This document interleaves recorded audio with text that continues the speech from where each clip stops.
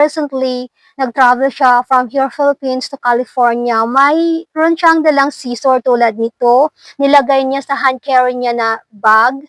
And then, hindi talaga pinadala sa kanya. Kamusta kayo lahat? Sa video na ito, ang tatalakayin natin ay kung ano yung mga pwedeng dalhin at kung ano yung hindi pwedeng dalhin, especially if magta-travel ka outside the country by airplane.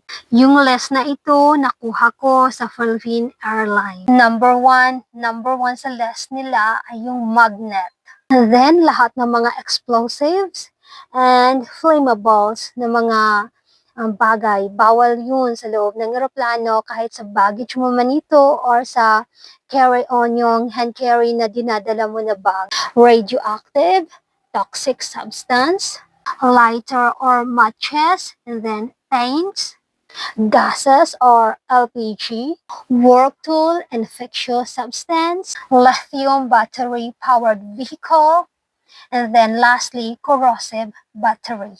And then, ito yung mga item na bawal dalhin, bawal ilagay sa bag na yung hand carry mo lang na bag. Bawal itong mga item na to. Number 1 is yung stand devices and then sharp object. Any sharp object, tulad ng scissors. Yung boyfriend ko, bago-bago lang, just recently, nag-travel siya from here Philippines to California. Mayroon siyang dalang scissor tulad nito. Nilagay niya sa hand carry niya na bag.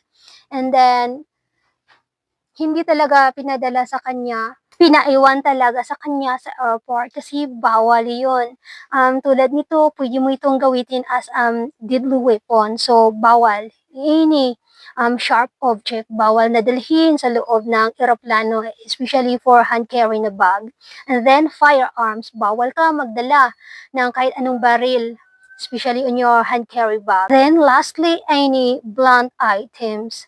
So, itong mga bagay na to, bawal ito ilagay sa hand carry bag mo kung magta-travel ka outside the country. Then, doon sa security, ito yung mga tanong na itatanong nila sa iyo, especially concerning your bag or your baggage. Yung number 1 is, tatanungin ka nila, is this your bag?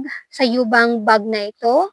And then, number 2, did you pack your bag yourself? Ikaw ba mismo yung nag-pack nitong bag mo or yung luggage mo? And then, are you carrying anything for another person? May dala-dala ka ba dito sa luggage mo or sa bag mo na para sa ibang tao? Then, has the bag been out of your possession since you packed it?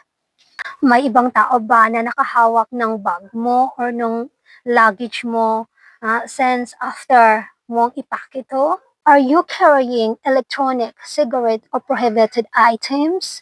Any prohibited items like drugs or anything na illegal na droga?